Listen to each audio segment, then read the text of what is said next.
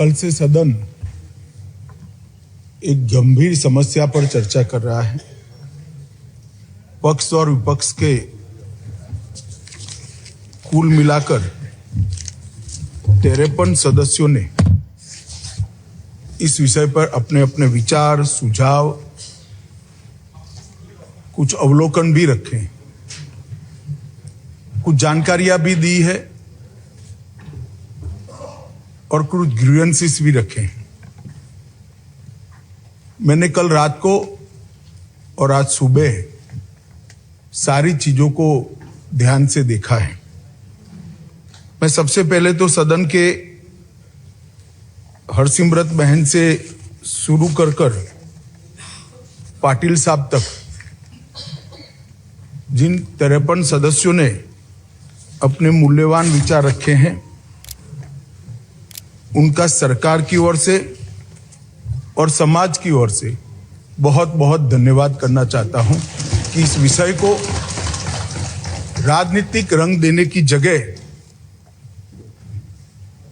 इस विषय को एक समस्या के नाते सदन ने बहुत गंभीरता से लिया है। क्योंकि हम सब लोग राजनीतिक है, अलग अलग राजनीतिक दल से आते हैं, सत्ता में है, विपक्ष में है, तो थोड़ा बहुत तड़का लगता है राजनीति का। पर उसके तारतम्य को अगर निकाले चर्चा के, तो यहां के हो या वहां के सभी सदस्यों ने इस बात को स्वीकारा है कि गंभीर समस्या है, हमारी नस्लों को बर्बाद करने वाली समस्या है। और अब आगे जाकर ये कारोबार से जो मुनाफा होता है वो आतंकवाद के वित्त पोषण के लिए भी उपयोग में आता है। इसके गंभीर प्रकार के साक्ष्य और सूचनाएं भी तंत्र के पास उपलब्ध हुई हैं। मैं सबसे पहले देश के गृह मंत्री के नाते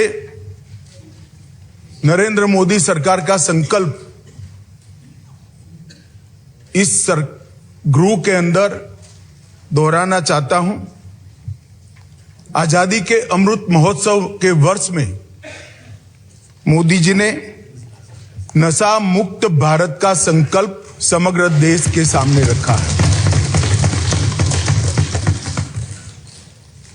और जब से सरकार बनी तब से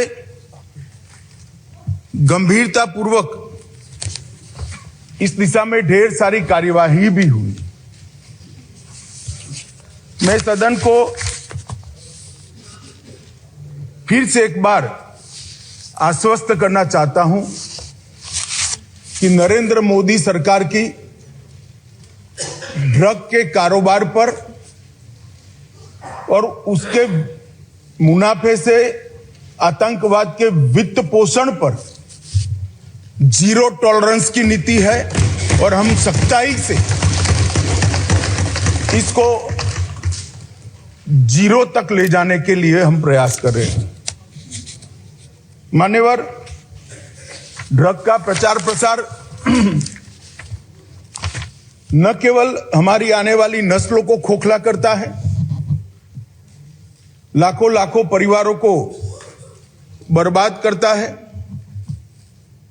और कई प्रकार के सामाजिक दूषण भी, कानून और व्यवस्था से जुड़े हुए भी इससे खड़े होते हैं। आगे मैंने कहा, ऐसे आतंकवाद के वित्त पोषण के लिए भी इसके मुनाफे का जो देश भारत में आतंकवाद को बढ़ाना चाहते हैं, समर्थन देना चाहते हैं, वो इसका उपयोग करते हैं। और देश के अर्थतंत्र के अंदर ये डर्टी मनी की प्रेजेंस देश के अर्थतंत्र को भी खोखला करती है। इसलिए जो नरेंद्र मोदी जी ने, देश के सम्मानीय प्रधानमंत्री जी ने गृह विभाग के सामने एक लक्ष्य रखा है नशा मुक्त भारत का, मैं निश्चित रूप से इस सदन को आश्वासन देना चाहता हूं, आश्वस्त करना चाहता हूं कि लक्ष्य की पूरी परिपूर्ति के लिए हमारी ओर से कोई कसर नहीं छोड़ी। मान्यवर, ये लड़ाई ना केंद्र की है, ना राज्य की है, ना कोई एक विभाग की है।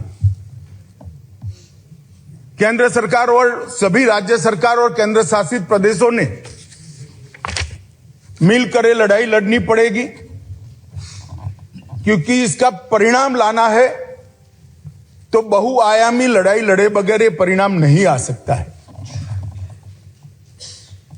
बॉर्डरों को से भी ड्रग की एंट्री को रोकना पड़ेगा। एयरपोर्ट और बंदरगाहों से भी ड्रग की एंट्री को रोकना पड़ेगा। रेवेन्यू डिपार्टमेंट ने भी सतर्कता के साथ इन टोटो जो योजना बनी है इसका एक हिस्सा बनकर एग्रेसिवली काम करना पड़ेगा।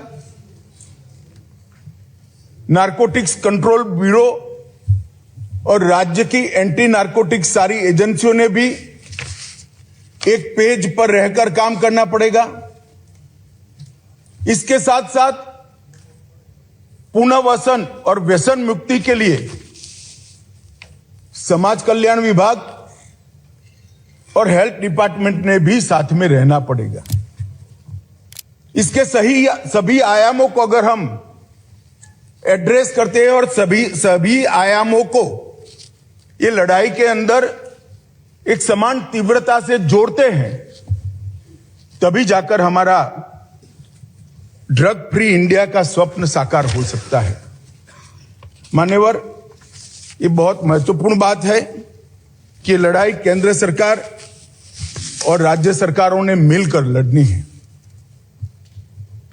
हमारे संघीय ढांचे में राज्य सरकारें कई सारी पार्टियों की होती है, कई बार केंद्र में भी मिली जुली सरकारें आती हैं, परंतु मैं आज ये बात सदन के सामने स्वीकार करना चाहता हूं कि जहां तक ड्रग के खिलाफ लड़ाई का सवाल है, देश की सभी राज्य सरकारों ने केंद्र सरकार के साथ कंधे से कंधा मिलाकर इस लड़ाई को गंभीरता के साथ लड़ा और जो भी योजनाएं गई, जो भी सूचनाएं गई,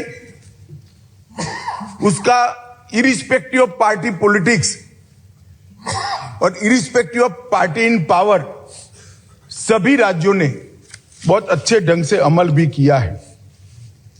इसलिए कम से कम एक मुद्दा ऐसा है जिसमें तरीकों में थोड़ा बहुत बदलाव राज्य की जियोग्राफिकल सिचुएशन और आर्थिक व्यापार करने की पद्धति को लेकर हो सकता है, तरीकों में बदलाव, परंतु इसमें कोई मतभेद नहीं है, सब एक पेज पर है। मान्यवर, जहां तक बॉर्डर के राज्य हैं, कल सभी बॉर्डर के राज्यों के सदस्यों ने गंभीरता से विषय रखा है। मैं स्पष्ट कर देना चाहता हूं कि बॉर्डर से ट्रेड का सवाल है। पाकिस्तान के साथ अभी कोई ट्रेड हमारा बॉर्डर से नहीं होता है, इससे ड्रग आने का सवाल नहीं है, परंतु इससे हमारी दिक्कतें समाप्त नहीं होती। ड्रोन से आता है, तस्करी से आता है, सुरंगें बनाकर भेज देते हैं, बंदरगाहों के माध्यम से आता है, एयरपोर्ट से माध्यम से आता है। तो व्यापार बंद करने से इस समस्या का समाधान नहीं आया है। समस्या को जहां जहां पर वो लोग अपना नया तरीका ढूंढते हैं, उसको हमें नसीहत करना पड़ेगा, समाप्त करना पड़ेगा। मान्यवर, एक बहुत सारे सदस्यों का सुझाव आया, हो गया भैया, आगे मेरा पूरा भाषण समाप्त होने के बाद आप कुछ कह सकते हैं। मान्यवर, जहां तक कानून का सवाल है, ढेर सारे लोगों ने कहा, दादा ने कहा कि इसमें फांसी की सजा होनी चाहिए या नहीं होनी चाहिए, किसी ने कहा कि इसको कठोर बनाना चाहिए। मैं भारत सरकार की नीति बहुत स्पष्टता से इस सदन के माध्यम से देश की जनता के सामने रखना चाहता हूं। जो दादा आपको भाषण करना है तो मैं बैठ जाता हूं, 10 मिनट बोलिए। इतने सीनियर सांसद होकर बीच में टोका टोकी करना ना आपकी उम्र के लिए अच्छा है ना आपकी सीनियोरिटी के लिए अच्छा है। मैं बैठ जाता हूं, आप भाषण करिए 10 मिनट प्लीज। माननीय गृह मंत्री जी, माननीय गृह मंत्री जी। हर बार नहीं करनी चाहिए, विषय की गंभीरता को समझना चाहिए।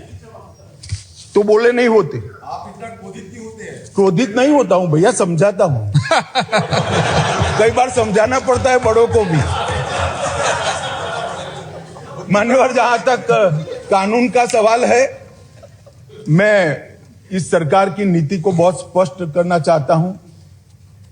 जो ड्रग का सेवन करते हैं वो विक्टिम है, उनके प्रति सहानुभूति का रवैया होना चाहिए और पुनर्वसन की तैयारी और पुनर्वसन की कानूनी प्रावधान होने चाहिए। परंतु जो ड्रग का व्यापार करते हैं, इसकी तस्करी करते हैं, इसको नीचे तक पहुंचाते हैं, वो चाहे छोटा हो या बड़ा, इसको छोड़ना नहीं चाहिए। उसको कानून के सिकंजे के अंदर डालना चाहिए। ये भेद अगर हम नहीं करते हैं तो कभी कभार हम विक्टिम के साथ ही दुर्व्यवहार करेंगे। जो बच्चा इसमें फंस गया है, जो युवा फंस गया है, उसको वापिस आने के लिए और समाज इसको फिर से स्वीकार ले, इस प्रकार का सामाजिक माहौल बनाने की भी हम सभी सदस्यों की जिम्मेदारी है। माननीय सरकार की तो है ही। जैसे पाटिल साहब ने कहा, व्यसन मुक्ति केंद्रों से लेकर इनके रिहेबिलिटेशन सेंटर से लेकर सारी चीजें बहुत बनाई गई, मैं बताऊंगा आगे। परंतु एक सामाजिक वातावरण भी हमने तैयार करना पड़ेगा कि जिसने ड्रग ले लिया वो खराब है, ऐसा नहीं है। इसको फिर से समाज के अंदर पुनः प्रस्तापित सम्मान के साथ करने के लिए, एक सामाजिक माहौल बनाने के लिए भी सभी सांसदों ने साथ में मिलकर प्रयास करना पड़ेगा। मान्यवर, जहां तक ड्रग के कारोबार पर सख्ती का सवाल है, भारत सरकार ने विगत 3 सालों से ढेर सारी व्यवस्थाएं की हैं। सबसे बड़ा बदलाव हमने किया है, जैसे गृह मंत्रियों के सम्मेलन में भी मैंने आग्रह से किया था, इसके बाद सभी गृह मंत्रियों और डीजीपी के साथ वीडियो कॉन्फ्रेंस कर भी मैंने कहा था, किसी भी इन्वेस्टिगेशन को हम आइसोलेशन में नहीं देख सकते हैं। ड्रग की किसी भी जब्ती को हम आइसोलेशन में नहीं देख सकते। एक जगह ड्रग की छोटी सी पुड़िया भी मिलती है तो वो इन्वेस्टिगेशन को, ये ड्रग कहां से आई, वो सरहद तक ले जाना पड़ेगा, तभी जाकर पूरा नेटवर्क ध्वस्त होगा। और अगर किसी बंदरगाह पर, एयरपोर्ट पर ड्रग पकड़ा गया तो वो ड्रग छोटे सी छोटी पान की दुकान पर कैसे जाना था, वो पूरे नेटवर्क का अगर हम जांच करते हैं तभी जाकर ये समस्या का समाधान होगा। मैंने सभी गृह मंत्रियों को यह भी कहा है, उसमें राज्य की भी सीमाएं आती है, कई बार अंतरराज्य अंतरदेशीय सीमाएं भी आती हैं, अंतरराज्य की सीमा भी आती हैं, सीमा के पार भी इसका इन्वेस्टिगेशन करना पड़ता है। उस वक्त एनसीबी और एनआईए 2 ऐसी एजेंसियां हैं जो एनसीबी पूरे देश भर में जांच कर सकती है और एनआईए विदेश में जाकर भी जांच कर सकती है। इसीलिए जब एनआईए का कानून हम लेकर आए तब उसमें ड्रग के कारोबार को हमने डाल दिया था। और मान्यवर, मैंने सभी राज्यों के मुख्यमंत्रियों को विनती किया था कि अगर आपके राज्य में कोई ऐसा केस है जिसके टॉप टू बॉटम और बॉटम टू टॉप इन्वेस्टिगेशन करते वक्त राज्य की सीमाएं लांघनी पड़ती है, तो आप निसंकोच एनसीबी की मदद ले सकते हैं। एनसीबी हर एक राज्य को मदद करने के लिए तैयार है और कटिबद्ध है। और अगर वो इन्वेस्टिगेशन देश की सरहदों के बाहर जाता है तो आप वो इन्वेस्टिगेशन के लिए एनआईए की भी मदद ले सकते हैं। एनआईए आपकी मदद करने के लिए तत्पर है। और मुझे आनंद है मान्यवर, लगभग 42 इन्वेस्टिगेशन राज्यों ने एनसीबी या एनआईए को दिए हैं और सफलतापूर्वक पूरे नेटवर्क को ध्वस्त करने के लिए आज तीनों एजेंसियां, राज्य की एनआईए और एनसीबी आगे बढ़ रही है और इसके बहुत अच्छे परिणाम भी हमने मिले हैं। और राज्य के सहयोग से केंद्र का नारकोटिक्स के सामने लड़ने की गति भी दुगनी हुई है और उत्साह भी दुगना हुआ है। मान्यवर, एनसीबी और एनआईए को जो केस सौंपे गए, वो केसों को हमने राज्य की एजेंसियों को साथ में रखकर भी इन्वेस्टिगेट किया है। मान्यवर, अभी एक गोल्डन ट्रायंगल और गोल्डन क्रिसेंट का उल्लेख आया। मैं थोड़ा अप्रोच बदलने की बात करता हूं। एक गोल्डन ट्रायंगल जिसमें दक्षिण पूर्व एशिया के देश हैं, गोल्डन क्रिसेंट ईरान, अफगानिस्तान और पाकिस्तान है। ये ड्रग के व्यापारियों ने उसको गोल्डन ट्रायंगल और गोल्डन क्रिसेंट नाम दिया है। मैं जब भी बैठक में इन क्षेत्रों का शब्द प्रयोग करता हूं तब डेथ ट्रायंगल और डेथ क्रिसेंट कर ही करता हूं। ये मौत का व्यापार करने वाले,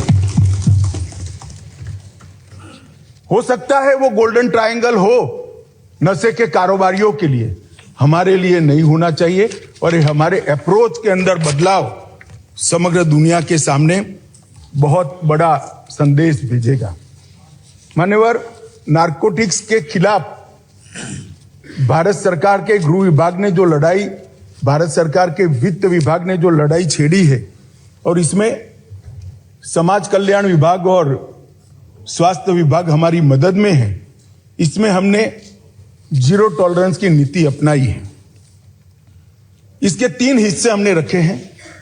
संस्थागत संरचना की मजबूती, जो इंस्टीट्यूशंस हैं इसको स्ट्रॉन्च करना, जवाबदेह करना और सतत मॉनिटरिंग से उसको अलर्ट रखना। सभी नार्को एजेंसियों का, जिसमें स्टेट की नार्को एजेंसी भी आती है मान्यवर, और केंद्र की भी सभी डिपार्टमेंट आते हैं, उनका सशक्तिकरण और समन्वय, उनको एम्पावर करना और सबके बीच में कोऑर्डिनेशन बनाना, और एक विस्तृत अभियान जागरूकता और पुनर्वसन के लिए हाथ में लेना। ये 3 विभागों में ये लड़ाई की संरचना गृह विभाग ने की है, क्योंकि मान्यवर ये सीमा रहित अपराध है। ये अपराध की कोई सीमा ही नहीं है।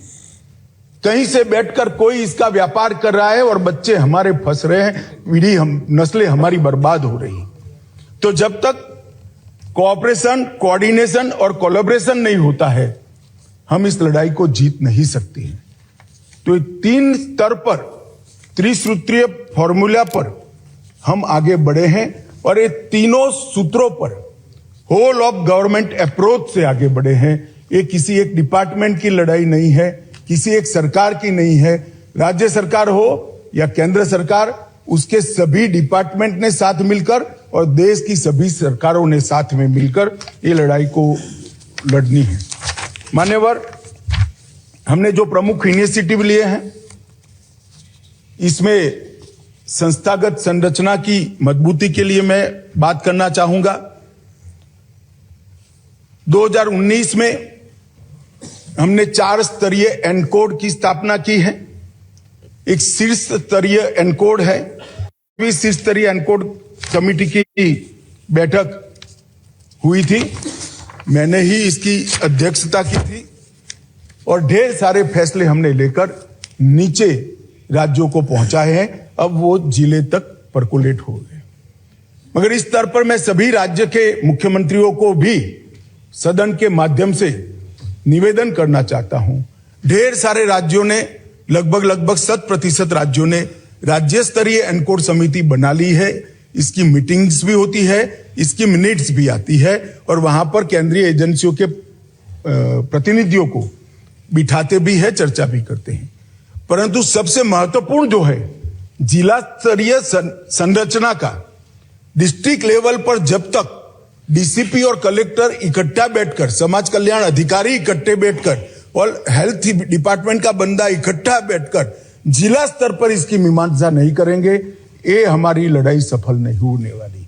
आज तक देश के सिर्फ 32% जिलों में हम 1.5 साल से प्रयास कर रहे हैं, 32% जिलों में ही समिति बनी है।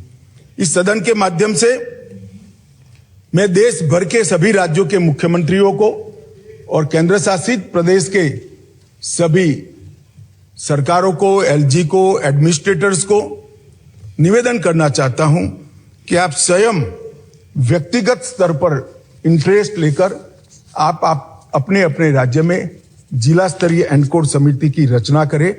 जिस दिन राज्य के, देश के सभी जिलों में जिला स्तरीय एनकोड समिति बन जाएगी और राज्य स्तरीय एनकोड समितियों को उसका फीडबैक मिलेगा, ये लड़ाई हमारी बहुत मजबूत हो जाएगी।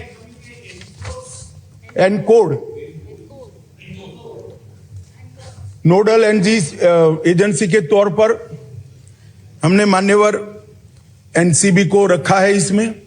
इसके तहत भारतीय नौसेना, भारतीय तटरक्षक दल, drug controller, revenue department, national maritime security, NTRO, port trust, airport authority of India, coastal police और राज्य की नार्को एजेंसी, ये सब मिलाकर एक कोऑर्डिनेशन का काम करते हैं। इसके लिए मान्यवर हमने एक एनकोड पोर्टल भी बनाया है जो एनसीबी चलाती है। एनकोड पोर्टल का काम डेटा इंटीग्रेशन का है। नॉलेज मैनेजमेंट सिस्टम के रूप में एनकोड पोर्टल बन गया है और अब बहुत अच्छा काम कर रहा है। राज्य स्तर के एनकोड तंत्र के भी सभी 4 राज्य स्तरीय हितधारक इसके मेंबर है मान्यवर, और बहुत सारी एजेंसियों के तालमेल को इस एनकोड पोर्टल के माध्यम से सुचारू रूप से हमने नीचे तक पहुंचाया है। 2 साल हो गए हैं पोर्टल बने हुए। 2 साल में हमने बहुत अच्छे परिणाम, बड़ी बड़ी जब्तियां ये पोर्टल के माध्यम से किए हैं और पोर्टल पर ढेर सारी जानकारियों को भी डाला है। अधिकृत एजेंसियों के सारे नंबर डाले गए हैं, समस्त जानकारियां डाली है। भारत सरकार ने किए हुए सारे एमओयू डाले हैं, द्विपक्षीय समझौतों को डाला है। प्रशिक्षण कैलेंडर जो देश भर का है, लॉयर्स का प्रशिक्षण कैलेंडर, इन्वेस्टिगेटर का प्रशिक्षण कैलेंडर और पुनर्वसन का काम करने वाले सोशल वेलफेयर के अधिकारियों का प्रशिक्षण कैलेंडर, उसको भी डाला है। कुछ लैंडमार्क जजमेंट जो प्रो प्रोसिक्यूशन है उसको भी वहां डाला है। एनुअल रिपोर्ट भी वहां डाल दी जाती है। एनसीबी की हैंडबुक जो क्या करना चाहिए और क्या नहीं करना चाहिए इसके लिए है, वो भी हमने इस पर डाला है। मीटिंग्स की मिनट्स भी इस पर 24 घंटे में अपलोड कर दी जाती है और एटीआर को भी अपलोड कर जाती। एक प्रकार से संपूर्ण सूचनाएं एक ही जगह से जिले स्तर के, पुलिस स्टेशन स्तर के अधिकारी को भी उपलब्ध हो जाए, इस प्रकार की प्रणाली हम लेकर आए हैं और उसको एक ही छत्र के नीचे चलाकर राज्यों को और पुलिस स्टेशन तक की पूरी चीजों को हमने कोऑर्डिनेट किया है। मान्यवर, अभी इंटरपोल की जनरल असेंबली हमारे देश में हुई, उसमें नारकोटिक्स और टेरर लिंक्स पर विषय मैंने उठाया था और वहां पर भारत की ओर से आग्रह किया गया कि इंटरपोल नारकोटिक्स और टेररिज्म और नार्को के व्यापार से टेररिज्म का वित्त पोषण, ये 3 विषयों पर रियल टाइम इंफॉर्मेशन शेयरिंग के लिए एक प्लेटफॉर्म सभी देशों का बनाए तो सभी देश इससे आगे बढ़ सकते हैं और बेस्ट प्रैक्टिसेस का एक्सचेंज भी हो सकता है। यहीं पर अभी नो मनी फॉर टेरर का पूरे देश भर के गृह मंत्रियों का सम्मेलन हुआ। वहां पर भी हमने अंतर्राष्ट्रीय सहयोग के लिए, नारकोटिक्स की लड़ाई के लिए बहुत थ्रस्ट दिया गया है। मान्यवर, हमने एक संयुक्त समन्वय समिति भी बनाई है और केंद्रीय स्तर पर इसकी ढेर सारी बैठक भी की है। एनसीबी की कैडर को भी हमने पुनर्गठित किया है। 419 पदों का सृजन कर जिसमें सीनियर ऑफिसर ज्यादा है क्योंकि राज्यों को असिस्ट करना है, इसको हमने आगे बढ़ाने के लिए एक इनिशिएटिव लिया है। नार्को अपराधियों पर राष्ट्रीय एकीकृत डेटाबेस जिसका शॉर्ट फॉर्म है निदान उसको भी तैयार किया है और हर केस की चालान और हर केस के जजमेंट को इस पर अपलोड कर कर प्रोसिक्यूशन के वकीलों के लिए टिप्स भी इस पर उपलब्ध है। और इसके साथ साथ inter operational criminal justice system ICJS के लिए भी जब्ती सूचना प्रबंधन प्रणाली और जेल का डेटा दोनों भी हम साझा कर रहे हैं।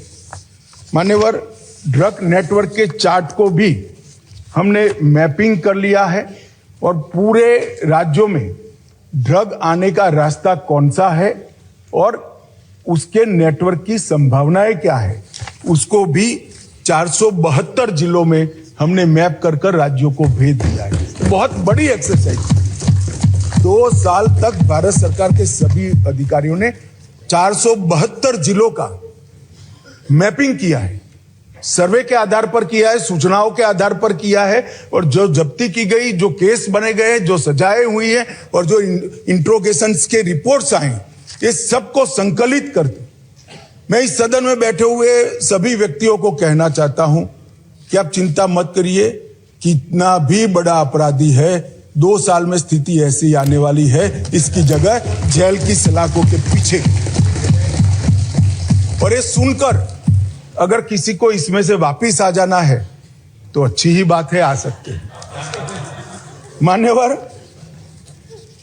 NDPS के तहत हमने सीमा सुरक्षा बल, SSB, असम राइफल, ये तीनों को केस करने के अधिकार दे दिए गए हैं, क्योंकि कहते हैं भाई सीमा भारत की जिम्मेदारी है, भारत सरकार की जिम्मेदारी है, निगरानी नहीं रखते, ड्रग वहां से आ रही है।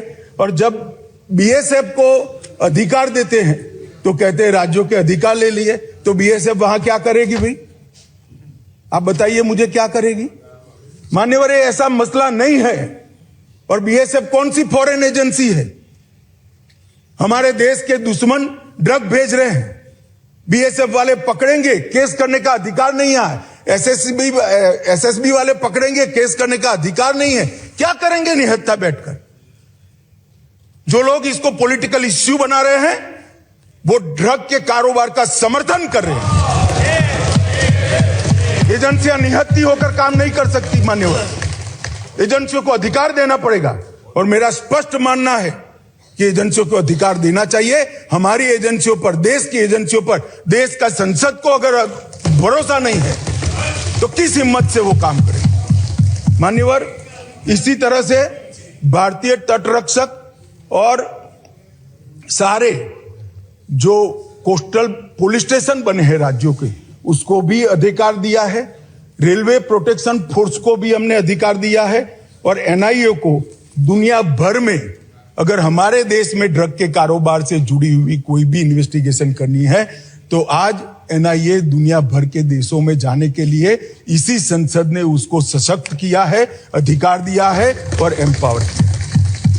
मान्यवर, फाइनेंशियल इन्वेस्टिगेशन के लिए भी हमने ढेर सारे एक्सपर्ट्स हायर किए हैं।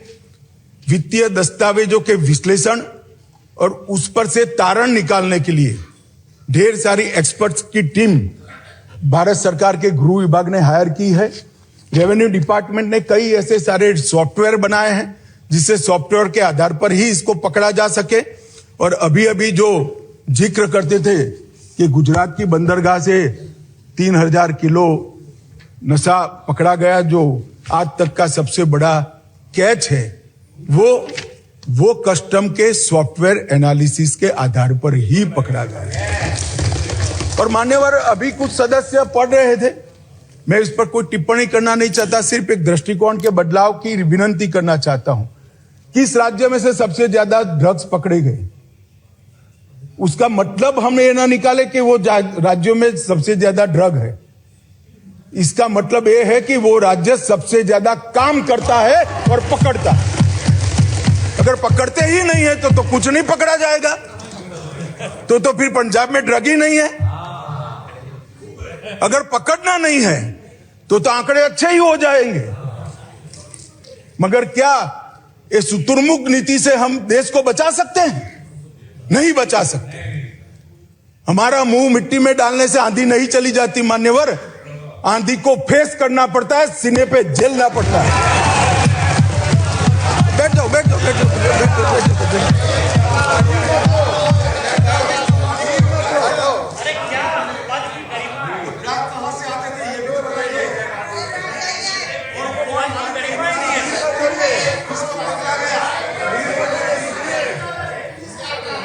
एक मिनट मान्यवर कांग्रेस पार्टी के नेता ये कह रहे ड्रग कहां से आ रहा था। ड्रग गल्फ कंट्रीज से आ रहा था। इसके मालिक कौन है, उनको सारे के सारे पकड़ लिए गए हैं, फैक्ट्रियां सील कर दी गई हैं और उसके आधार पर देश के 12 राज्यों में रेड कर वहां भी कारोबार करने वालों को पकड़ लिया।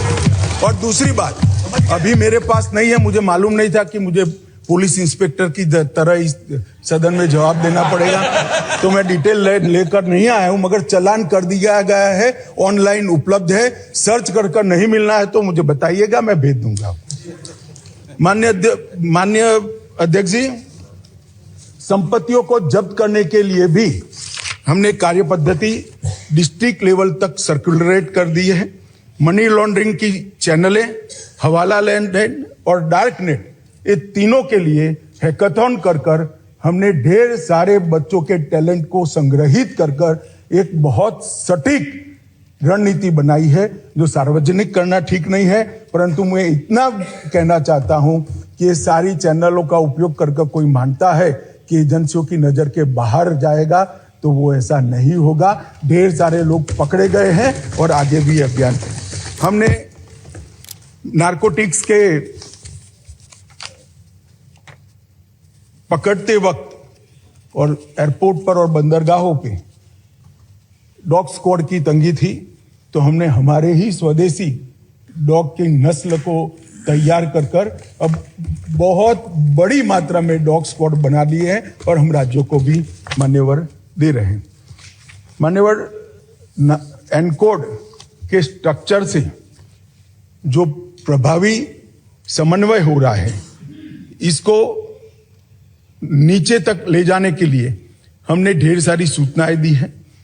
इसके साथ साथ एकीकृत ड्रग डेटा, सूचना प्रबंधन, सरकारी आदेश, सरकारी कानूनों, जो मैपिंग किया गया है इसकी डिटेल्स, मैपिंग को एक्सप्लोर करने के लिए जो नियम बनाए गए, ये best practices exchange, standard operating procedures और न्यायालय के अच्छे प्रोसिक्यूशन के पक्ष में आए हुए आदेशों का एनालिसिस और आर्ग्यूमेंट्स, ये सारा तैयार कर जिला स्तर तक एनकोड के माध्यम से हमने भेज दिया है। मान्यवर, dedicated anti narcotics task force भी हमने बनाया है। राज्यों और संघ क्षेत्रों के समर्पित एक एंटी नारकोटिक्स टास्क फोर्स भी राज्यों की सहायता में उपलब्ध है। इसके साथ साथ फार्मा डिपार्टमेंट जो भारत सरकार का है, दोहरे उपयोग वाली दवाइयों के लिए कितना मिनिमम उपयोग हो सकता है, इस पर भी एक अधिकारियों का समिति बनाकर कितनी दवाओं पर बैन कर सकते हैं, जिसके विकल्प उपलब्ध हैं, वो दवाइयों को पूर्णतः बैन कर दिया जाए, इस पर भी काम चालू है। 4 मीटिंग हो गई है, अंतिम मीटिंग मार्च महीने में रखी है। मुझे आशा है कि ढेर सारी दवाइयों को प्रतिबंधित श्रेणी में हम ले जाएंगे, जिससे इसके उपयोग पर रोक लगाई जा सके।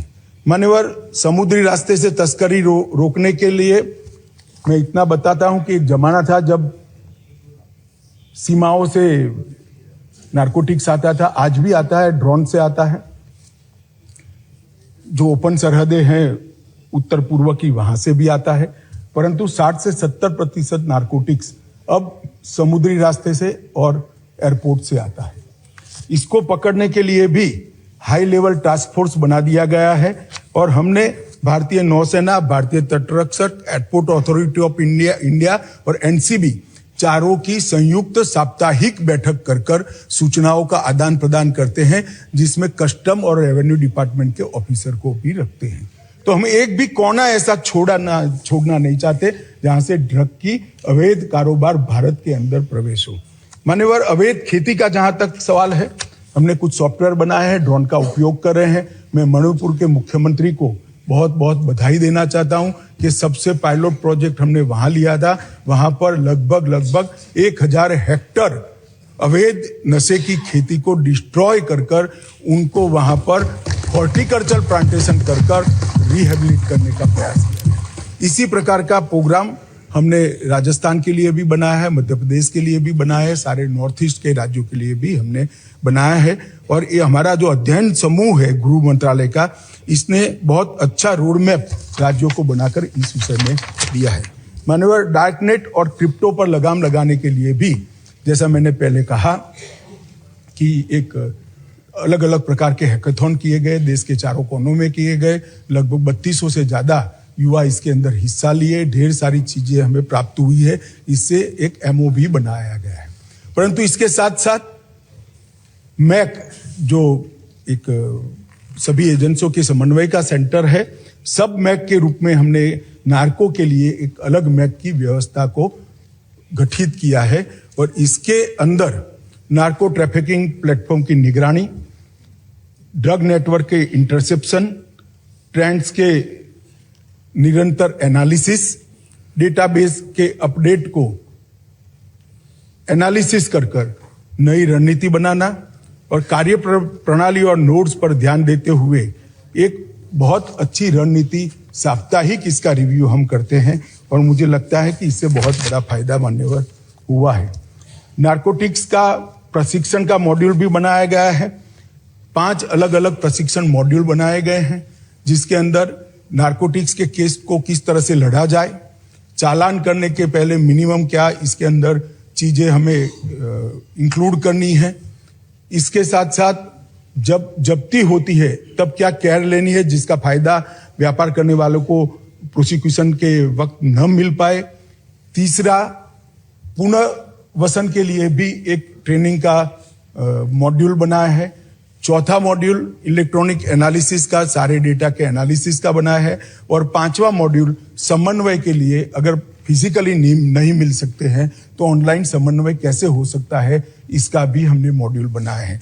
और ये 5 अलग अलग मॉड्यूल का डिस्ट्रिक्ट तक का ट्रेनिंग प्रोग्राम हमने डिजाइन किया है।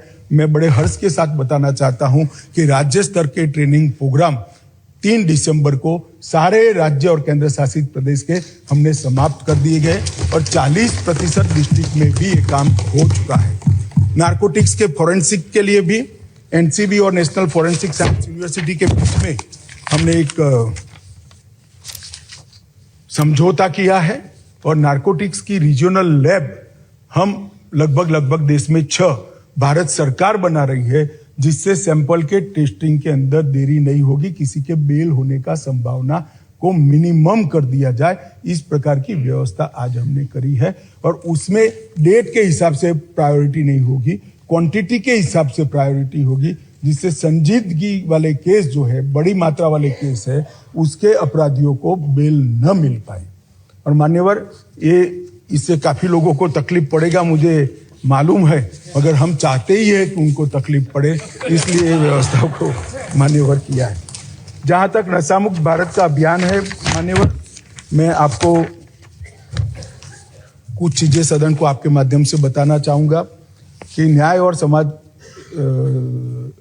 सामाजिक न्याय और अधिकारिता मंत्रालय द्वारा 15 अगस्त 2020 को ये अभियान को हमने लॉन्च कर दिया गया है। और 372 जिले जो मैंने कहा मैपिंग किए हुए हैं, वो सभी 372 जिलों में लगभग हमने इसको नीचे तक, तहसीलों तक पहुंचाने की शुरुआत की है।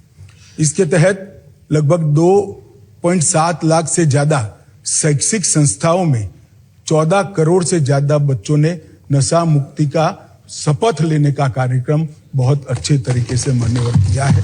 8000 से ज्यादा मास्टर स्वयंसेवकों की पहचान कर दी गई है, जो मिनिमम मानदेय लेकर अपना ये काम करते हैं और सोशल मीडिया अकाउंट के माध्यम से भी इसकी प्रसिद्धि करते हैं।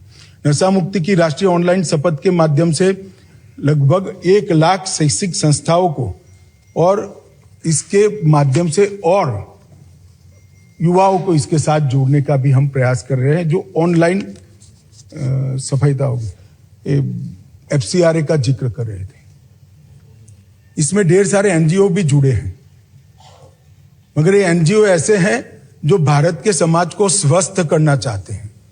कुछ एनजीओ ऐसे होते हैं जो भारत के समाज को प्रताड़ित करना चाहते हैं। दोनों के लिए भारत सरकार की नीति एक नहीं हो सकती। एफसीआरए के कानून का जो पालन नहीं करेगा उसके साथ सख्ती की जाएगी, कोई दया का भाव नहीं रखा जाएगा। विदेश से आए हुए धन के स्रोत राज्य की निगरानी में नहीं हो, ऐसा नहीं चलेगा। बहुत चला लिया जब आपकी सरकार थी। ये नरेंद्र मोदी सरकार है, देश को खत्म करने के लिए देश के अंदर एक कानी पाई भी हम नहीं आने देंगे। आज भी पीएम केयर स्थान की तफ्तीश होगी। पीएम केयर स्थान की माननीय गृह मंत्री जी।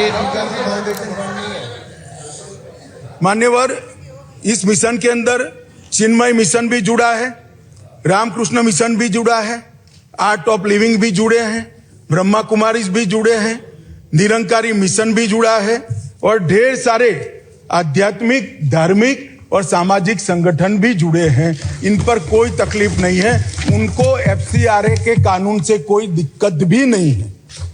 मगर जो लोग देश के अंदर देश की डेमोग्राफी को बदलना चाहते हैं और इसके लिए एफसीआरए का उपयोग करना चाहते हैं, तो वो कानूनन इसकी इजाजत नहीं दी जा सकती। इस पर सख्त कार्रवाई।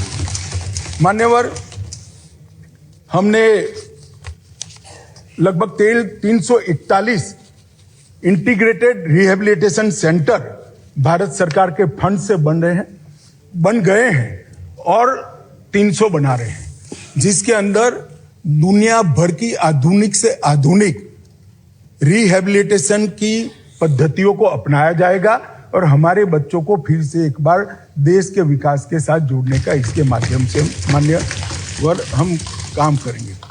और नशीली दवाओं के खिलाफ जागरूकता के लिए हमने सबसे ज्यादा युवाओं को जोड़ने की रणनीति अपनाई है।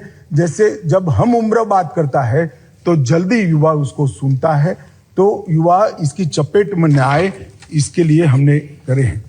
41 एडिक्शन ट्रीटमेंट फैसिलिटीज भी सरकारी अस्पतालों में जो बहुत ज्यादा एडिक्ट हो गए हैं, इसके लिए हमने शुरू की है और 75 बनाने का हमारा कार्य योजना है। मान्यवर, 72 आउटरीच ड्रॉप इन सेंटर भी बनाए हैं, जिनको अभी शुरू में लत लगी है, उसको जिसको लत के कारण शरीर बर्बाद हो गया, मन बर्बाद हो गया, इसके साथ बिठाते हैं तो भयावह परिणाम देखकर वो नशे की लत से वापिस आता है। ऐसे भी सेंटर हमने लगाए हैं और लगभग 2 लाख परामर्शदाता भी हमने तैयार किए हैं जो ऐसी केस में परामर्श देने का काम करते हैं।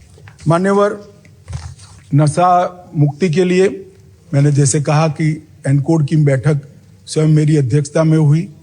नशीली दवाओं के दुरुपयोग पर मैंने क्षेत्र वाइज भी सभी राज्यों के मुख्यमंत्रियों के साथ बैठक की है। दक्षिण का बैठक बाकी है, बहुत जल्दी कर दूंगा।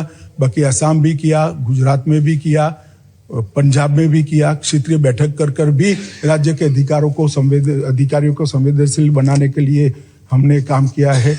और मान्यवर, मैं इतना बताना चाहता हूं कि हमने 75 साल के मौके पर एक लक्ष्य लिया था कि हम 60 दिन के अंदर 75,000 किलो ड्रग को जलाएंगे। मुझे कहते हुए आनंद है, 60 दिन में 1,60,000 किलो से ज्यादा ड्रग को हमने जला निकाला। और ये अभियान जो मैंने सारा बताया, उसको ऑल ओवर मॉनिटरिंग के लिए गृह मंत्रालय के अध्यक्षता में, गृह सचिव की अध्यक्षता में सामाजिक न्याय एवं अधिकारिता सचिव, रसायन और उर्वरक सचिव, स्वास्थ्य सचिव, फार्मा विभाग के सचिव, राजस्व विभाग के सचिव और पोर्ट डिपार्टमेंट और एयरपोर्ट अथॉरिटी के सचिव को इसके साथ एक कोऑर्डिनेशन कमेटी बनाई है जो हर 15 दिन में बैठकर इसकी मीमांसा करती है। मान्यवर, प्रयास तो करते हैं, योजनाएं भी बनती है, मगर कई बार प्रयास करते वो जमीन पर नहीं उतरते। मगर ये एक ऐसी सरकार है जो प्रयास करती है उसको लॉजिकल एंड तक लेकर जाती है। जब हम तय करते हैं कि देश के हर गांव में बिजली पहुंचेगी, तो 70 साल से जहां बिजली नहीं पहुंची, ऐसे 20,000 गांवों में 20 महीनों में हम बिजली पहुंचाते हैं। जब हम तय करते हैं कि हर घर में गैस का सिलेंडर पहुंचाएंगे तो हम पहुंचाने में सफल होते हैं। और अब तय किया है मोदी जी ने कि जल से नल पहुंचाएंगे। मुझे भरोसा है जल से नल भी पहुंचाएंगे। मान्यवर, हमने तय किया कि इस देश को नशे की लत से इस देश की युवानी को हम बर्बाद नहीं होने देंगे। कोई कुछ भी मानता हो, इसके नतीजे मिल रहे हैं। मान्यवर, आंकड़े कभी झूठ नहीं होते हैं और आंकड़े प्रयासों को की पुष्टि करते हैं। इसलिए मैं आंकड़े जरूर देना चाहता हूं। 2006 से 13 का और 2014 से 22 का। अब कोई सवाल ना पूछे 6 से 13 का क्यों लिया है। सब समझते हैं, यहां भी समझते हैं, वहां भी समझते हैं। मान्यवर, 2006 से 13 में 22,45,000 किलो ड्रग पकड़े गए। 22,45,000। 2014 से 22 में 62,60,000 किलो ड्रग पकड़े गए। मान्यवर, यूनिट्स में देखे तो 10 करोड़ यूनिट्स पकड़े गए और अब मोदी जी के शासन में 24 करोड़ यूनिट पकड़े गए। कीमत में लगभग 23,000 करोड़ की कीमत थी 2006 से 13 में। इतनी महंगाई वहां नहीं हुई है जिससे कीमत बढ़ जाए, मात्रा बढ़ी है 23,000 करोड़।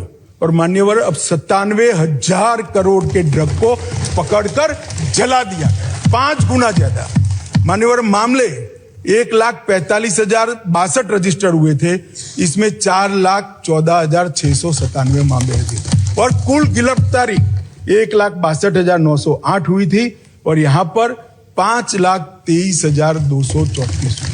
पहले गंभीर प्रकार के केसों की क्वालिटी नहीं बनी थी। ड्रग के सेवन करने वाले का केस अलग होता है, ड्रग के खुदरा व्यापार करने का केस अलग होता है और ड्रग स्मगलिंग और ड्रग के डीलर का केस। हमने डीलर और स्मगलिंग के केस को गंभीर प्रकार के 13,000 केस मान्यवर डीलर और स्मगलिंग करने वालों के खिलाफ रजिस्टर हुए। ये बताता है कि हमारी दिशा सही है, परिणाम भी मिल रहे हैं। मान्यवर, कई बार मैं तो आश्चर्य करता हूं, कई बार सभाओं में मैंने देखा एक राष्ट्रीय नेता अब उपस्थित नहीं है, उपस्थित होते तो नाम भी दे देता, यात्रा में है तो नहीं, मैंने कहा ना, राष्ट्र के बारे में सोचते हैं। नहीं, मैं सुनिए ना, मेरा सोच के बारे में कुछ नहीं है, समझ के बारे में समझो जरा।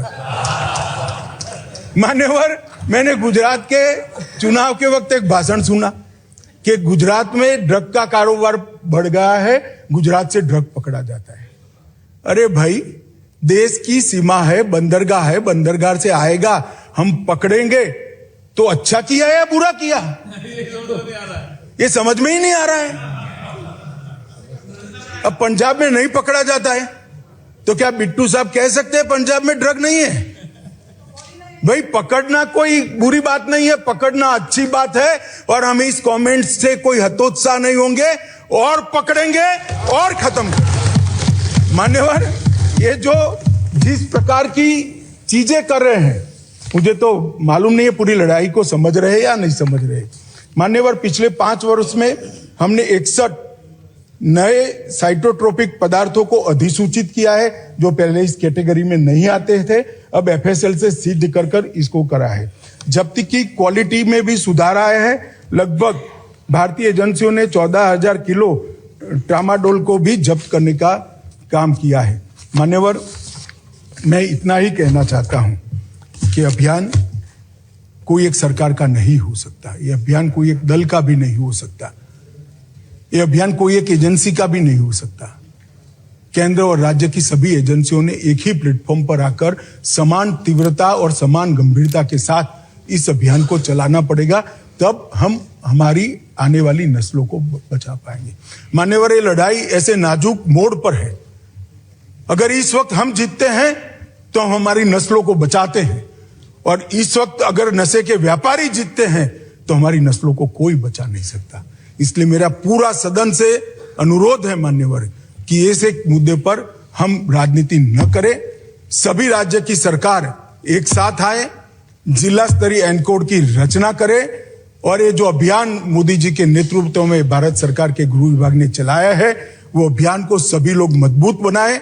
हम भी राज्यों के अभियान को मजबूत बनाने के लिए बहुत तत्पर हैं और उत्सुक भी हैं।